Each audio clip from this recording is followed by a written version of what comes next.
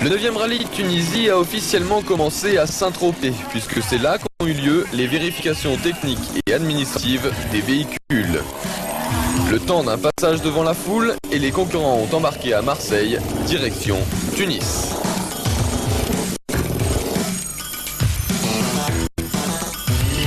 Ça commençait plutôt mal puisque le prologue prévu dimanche dernier a été annulé pour cause d'élection présidentielle. S'il y a eu un prologue, ça aurait été un peu plus sympathique puisqu'on aurait pu un peu voir les pilotes en place, c'est-à-dire ça aurait donné déjà une idée. Moi avec ma moto qui est plus légère que les autres, ça m'aurait avantagé, ça m'aurait permis éventuellement de faire une pole position. Gilles Lallet, déçu, en a profité comme d'autres concurrents pour peaufiner les réglages de son véhicule ou pour étudier le parcours des jours suivants. Un parcours de 3500 km, très diversifié, comportant des zones rapides, d'autres plus techniques et dans le sud, des spéciales entières de navigation. Au programme premier jour, entre Tunis et le Kef, un parcours de liaison et une spéciale très technique de 350 km. Le rail de Tunisie est lancé.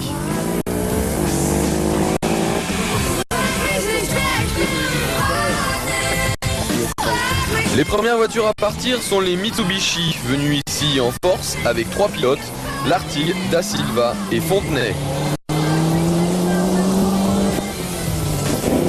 Alors que Range Rover espère bien une bonne performance du Toulousain Raoul Raymondis.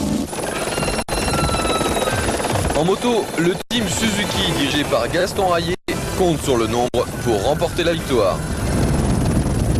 On est 3 pilotes d'ISO de Poète en moto. Il y a Thierry Charbonnier, il y a Jean-Christophe Wagner qui est un tout jeune pilote, c'est son premier rallye, il a 20 ans, et moi-même. Et pourtant ce jour, la surprise viendra d'un jeune Italien, Luigi Medardo, numéro 10, qui sur une toute nouvelle Gilera très maniable, réalise le meilleur temps de la spéciale. Derrière lui, Gilles Lallet, numéro 3. D'entrée-jeu, Lartigue et Da Silva raflent les 2 premières places du classement. Les Mitsubishi sont venus ici non seulement pour gagner, mais aussi pour effectuer des tests de moteur et de suspension. Après le retrait de Peugeot, elle annonce d'ores et déjà comme l'équipe à battre.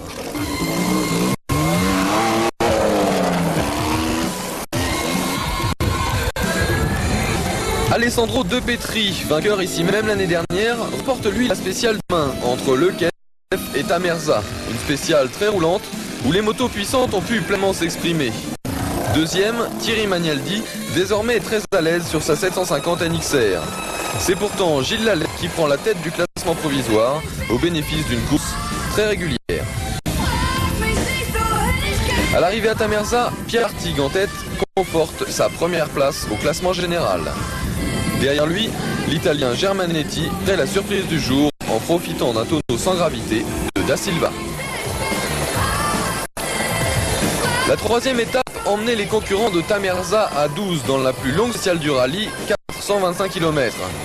Ce sera le jour des rebondissements puisqu'Hubert Auriol arrive en tête et remonte à la seconde place du classement.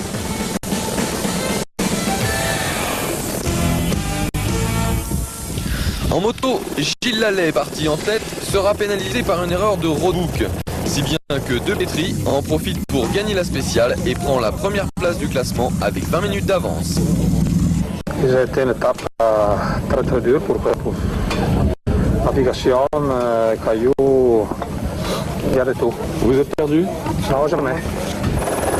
Si la première place générale semble attribuée, la bagarre en moto se joue pour les places d'honneur. Personne ne veut faire d'erreur, ainsi dans les dunes qui mènent à Xarguilan, les motards ne se quittent pas.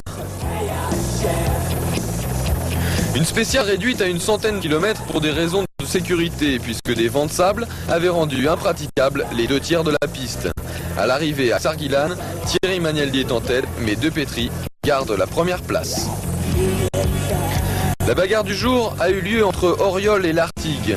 Duel finalement remporté par Auriol, qui grignote ainsi quelques précieuses secondes. Le bivouac dans la superbe palmeraie de Xarguilan marque la moitié du rallye. Un événement fait comme il se doit, avec au menu foie gras et méchoui à profusion.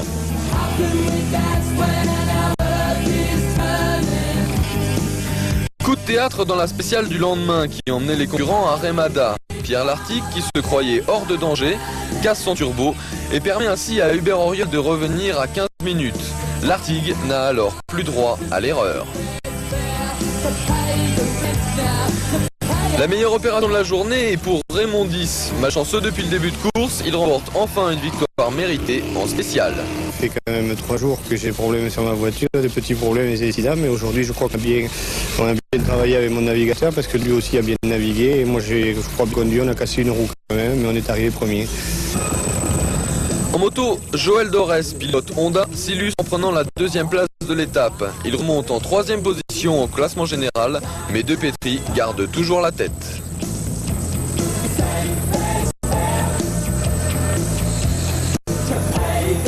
Pour l'avant-dernière étape, les rescapés du rallye, 55 motos et 60 voitures, rejoignaient Tataouine en une spéciale très cassante de 300 km. Alors qu'Hubert Auriol continue son signe sur l'Artigue, Raoul Raymondi sur Range Rover confirme sa bonne forme du moment en se plaçant 2e de l'étape.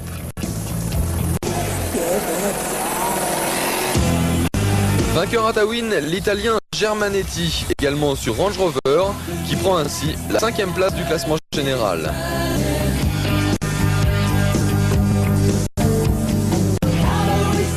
Toujours en tête de ce classement, Pierre Lartigue, qui ne possède désormais plus que 10 minutes d'avance sur Auriol.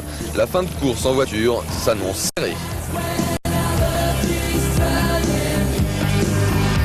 Pour les motos, si la première place paraît attribuée à De Petry sur Cagiva, on attend avec impatience le résultat de la bagarre pour la 2e place entre Rayet, Dorès et Lallet. Rendez-vous dans Sport Dimanche Soir pour le résultat final.